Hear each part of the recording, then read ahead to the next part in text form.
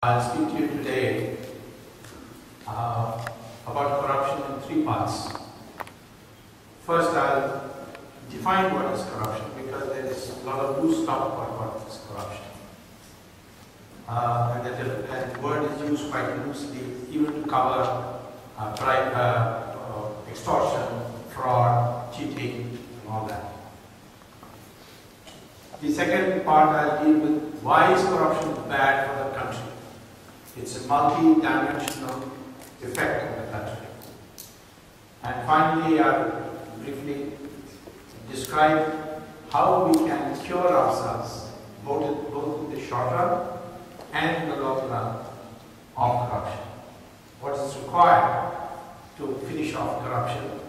Make it into you can always have little corruption, you can't eliminate 100%, doesn't matter. But in terms of these mega corruptions, they won't take place anymore.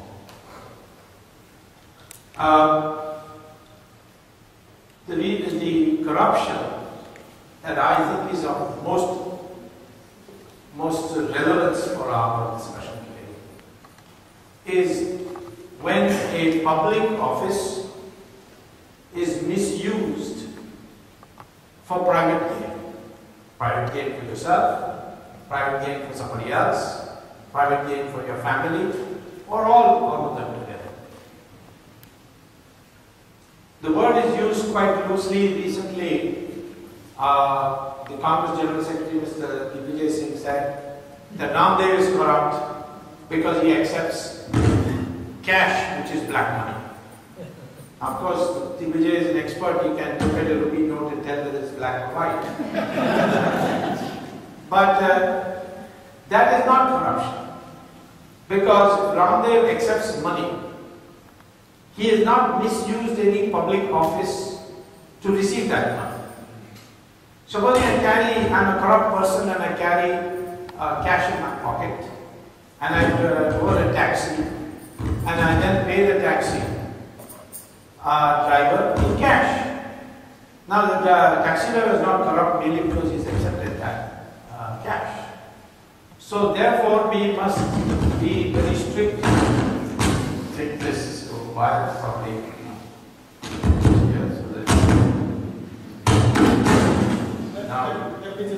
now it's okay. Now I think okay. It's not out of this. Yeah, it does it again. So therefore we must work within that framework of looking at public office and decide whether the public office is misused. By that definition, the Transparency International places our country today at the 87th number in the list of countries in the descending order of cleanliness. The most clean nations are like New Zealand and Finland and so on. But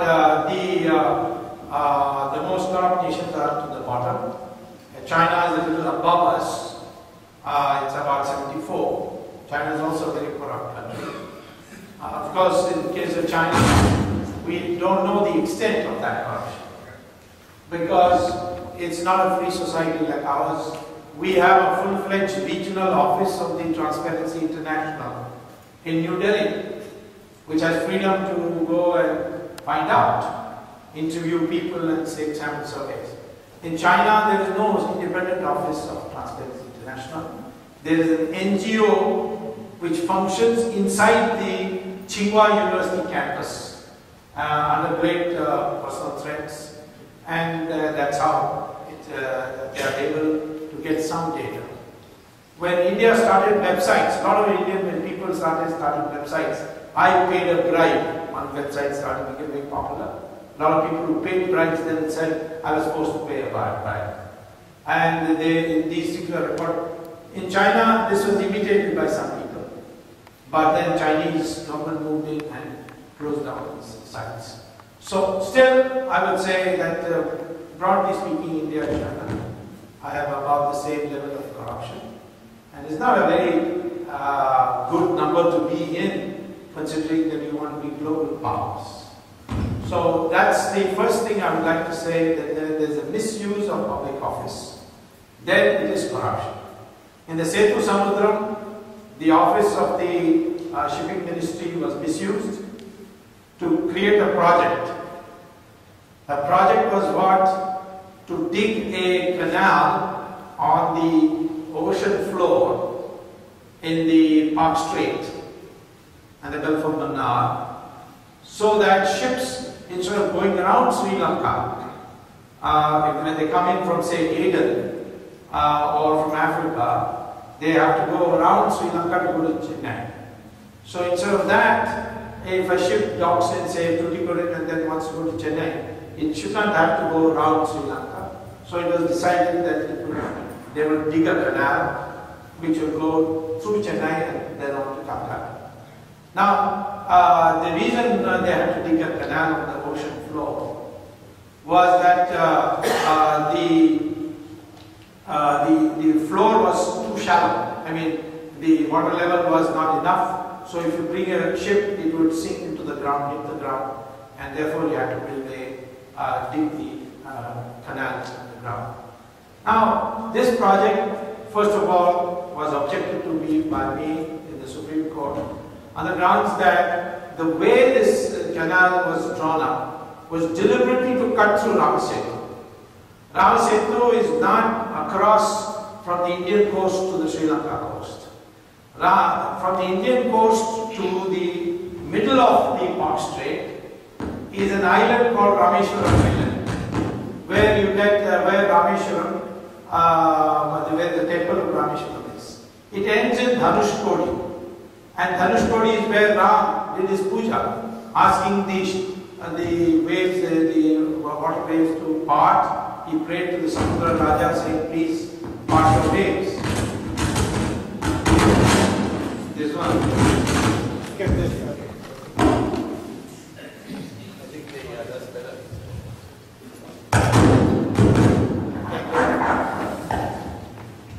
Sometimes old-fashioned.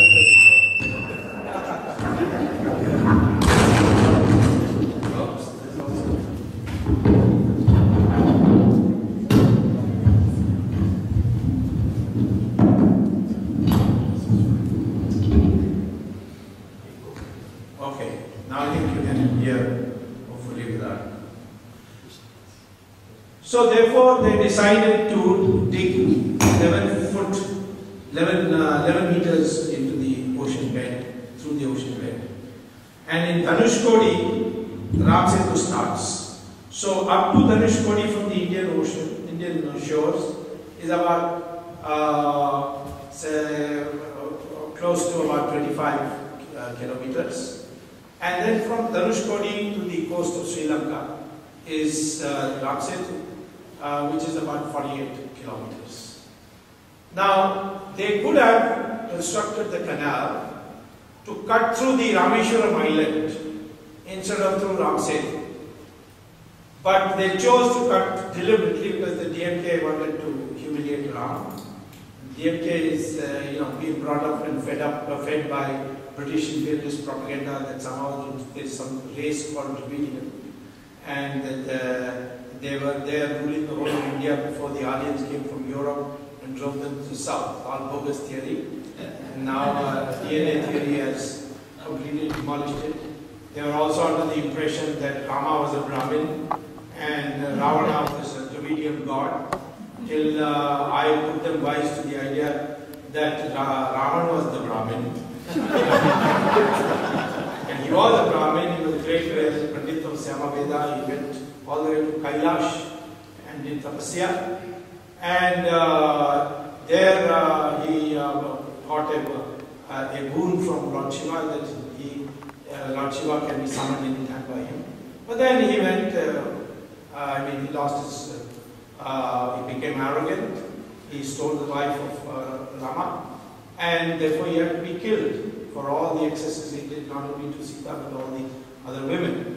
So, for a long time, DMK used to celebrate Ravan Leela, and till they found out that Ravan was actually a Brahmin.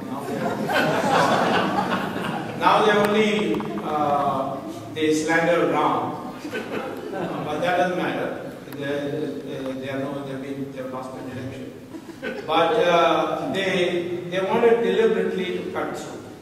And Karnanidhi used to tell the Muslims that the Hindus broke Babri Masjid, I will break Ram Setu. Well, so that's why they chose this route. I urged them in the beginning, you take another route. But then they insisted on this route. I went to court, but not on the grounds that Rama Setu is being cut, but on the ground that the economic analysis shows that there is corruption in this project.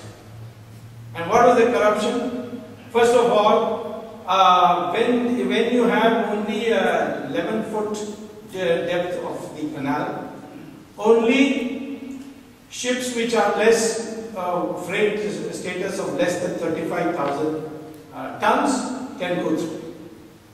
No other ship of heavier weight can go. In the world, freight ships, only 5% have a freight capacity of less than 35,000. Most of them are now in 100,000 class. So what is 5%?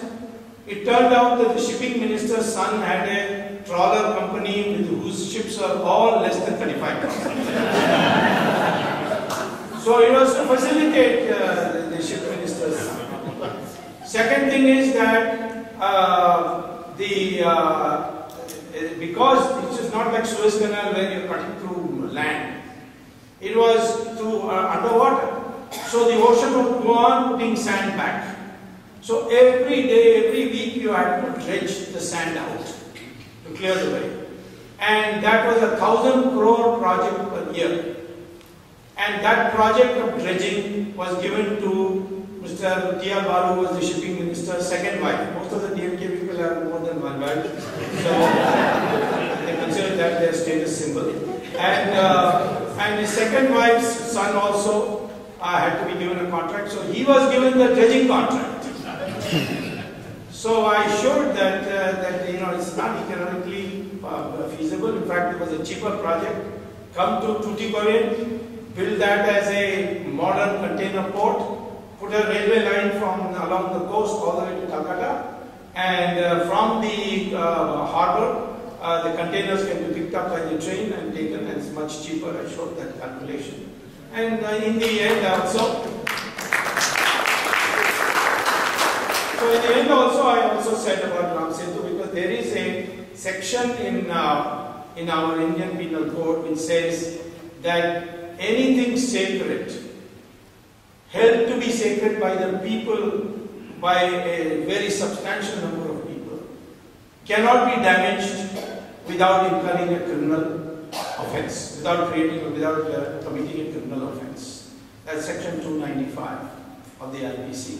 So I quoted that in the judge, before the Supreme Court judges, and that time the Chief Justice was Balakrishnan. He asked me, "Are you saying that you will file a case against me on this?"